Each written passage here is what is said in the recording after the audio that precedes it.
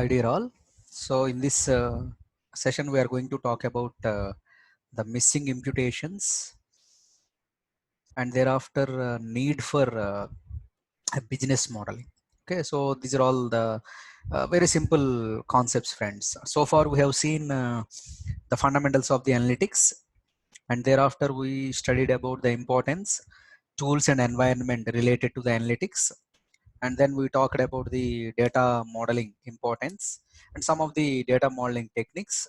Okay, and type of variables or type of data in analytics. Okay, those things we have seen, and now we are going to talk about the missing imputations and what exactly the missing value and missing values in the data, and how we can handle this particular missing imputations.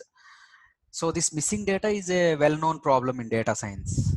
Okay, so a broad class of data sets will suffer from the problem that some to a lot of data entries in the data set will not be complete. Okay, suppose if I am taking some rows or some particular columns, they will not have values present for every single variable in the data set. So always it is preferable to have the data related to the data set, but sometimes, you know, friends, maybe due to the um, while referring the source data, sometimes there may be a possibility of getting the data from sensors or some other kind of the signals. In that particular case, there may be a technical issues which cannot be which may not be possible to record the data in a particular record or in a particular cell. This is what you call the missing data, and majority of the times we can make use of these particular techniques so as to handle the missing data, like dropping rows with null values. If 30% greater than um, values are null, then you can drop that particular rows which are all having the null kind of the data. And dropping features with high nullity. Feature means here column, friends. Observe that some of the columns repeatedly might be having the null values. In that particular case, rather than dropping, you can go with the features also. And the better way, if you don't want to drop the rows or columns, then you can go with the substitution of these particular null values with the mean or median or other summary statistic substitution. So the mean values, median, and the other kind of the variance or standard deviation or some of the measures are there. So with the help of those particular substitutions, you can handle the missing values.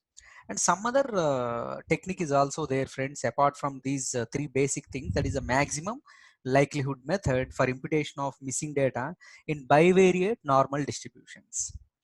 We'll see, friends, in a detailed manner what are all the distributions and all these things in a separate video. But now just you observe that the maximum likelihood method, so the group of items which are having the same kind of the data items or likelihood nearby values can be used for imputing the missing values. And I'm taking here a case study, so for the better understanding of this missing imputations.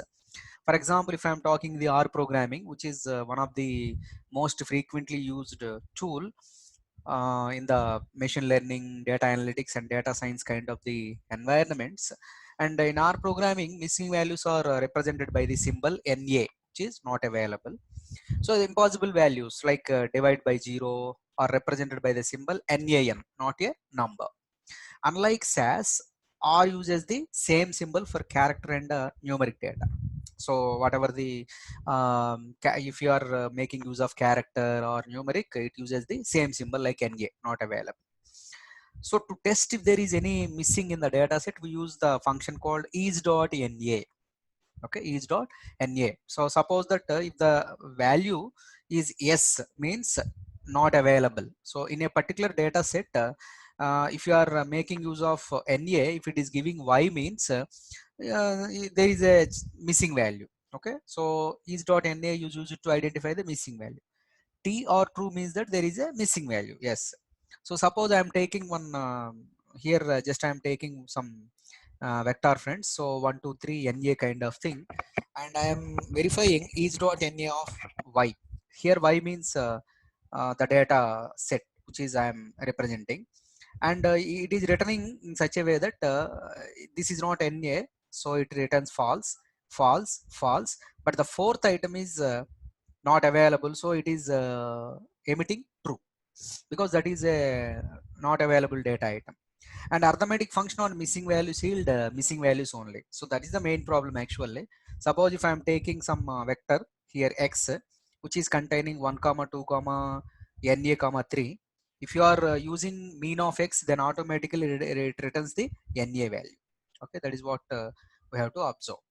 And now to remove the missing values, so up to now we have seen how you can recognize the missing values. Once you recognize those things, how to avoid that, how to remove that. So in our programming, we are having certain procedure like to remove missing values from our data set. We use na.omit function. So for example, just to create a data set without missing data as below, so na.omit of my data, or we can also use na.rm equal to true in argument of the operator. So like in such a way that so suppose if I'm omit this particular data, I'm avoiding that. So even the not available data is there, then with the just by ignoring those particular thing, you can create your data, new data. And one more important thing is na.rm equal to true, and you can remove that particular data. Suppose if any unavailable data or null values are there, then you can make use of this particular true. For example, I'm having a vector with the third item as NA, and just I can apply the mean value in such a way that earlier we got the NA value as a, if I am applying a mean for the vector which is having NA, which in turn returning the NA. But rather I can go with this mean. So just with by removing of this thing na.rm equal to true, then it gives the proper mean. So like 1 plus 2 plus 3, 6 by how many elements are there? 4 elements. Accordingly, it is going to give the mean. So just it removes the corresponding value. Okay, only it considers these three means. So 6 by 3, which is the 3 2, 6 by 3 2. So this is what how you can manage the missing values. And as a consideration of the modeling, actually modeling plays a vital role, and we have seen many different modeling techniques like ER model, UML, data dictionary. Likewise, we have seen, and before that, we have seen some kind of the conceptual, logical, and physical kind of the data models as a part of the discussion. And now, the need. What is the need for the business modeling? So a statistical model embodies a set of assumptions concerning the generation of the observed data and similar data from a larger population. So without modeling, friends, actually the statistical methodologies are required. So certain kind of the assumptions, and we need to generate the observed data and similar data from a larger population, which is nothing but the sampling. And a model represents often is considerably idealized form the data generating process in the data generating process. So the idealized form, in the sense, once you generate this particular model, you can apply this model on any kind of the data set on the same line of the business. Okay, so that is what the importance.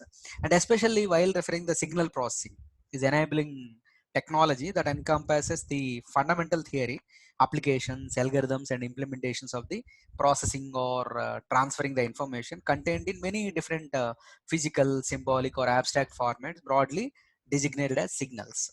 So to maintain these particular signals or sensor kind of the data, we need to model the business. So which are, without modeling the aspects, without modeling the appropriate input data, we cannot achieve the good results.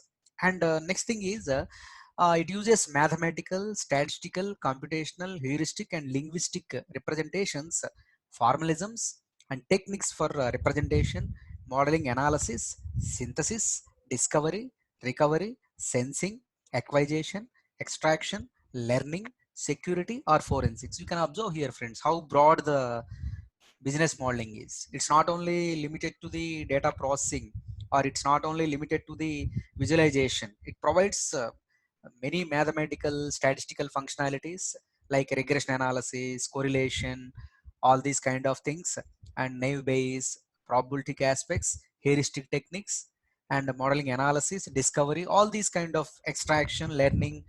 Okay, so that is what one of the major functionality of the business modeling. And in manufacturing, Statistical models are used to define warranty policies, solving various conveyor related issues. Okay, statistical process control.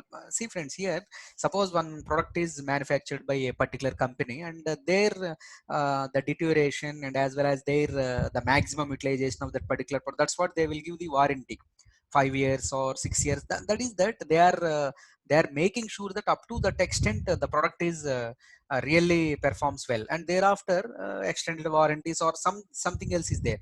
For all these particular purpose, we need to have the process of these particular business modeling. So this is what friends, don't see that data modeling is a simply a software or some kind of the technological aspect, but in case of the business modeling, all these things are playing a vital role for the betterment of the business. Okay, so that's all for today's session friends. Thank you.